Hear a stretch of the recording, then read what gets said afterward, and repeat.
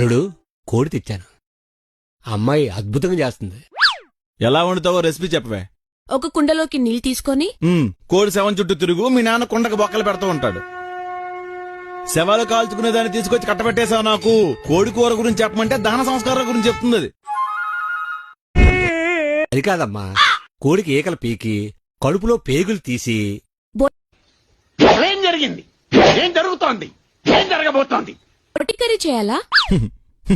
చూసారా, కోడి పేగులు వండేస్తదంట, ఈకలతో పకోడి, చర్మంతో సూపు చేస్తుందంట. కడుపు నిండా తినండే.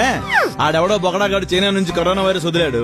దీని వంట తింటే ఏ కోడియో పేగియో దిక్కుమాలిన వైరస్లన్నీ పుడతాయి, ఇండియాని దుమ్మెత్తి పోస్తారు. క్షమించండి మావయ్య, ఈ పాపంలో నేను పాలు పంచుకోలేను. అది కాదు ప్రసాద్,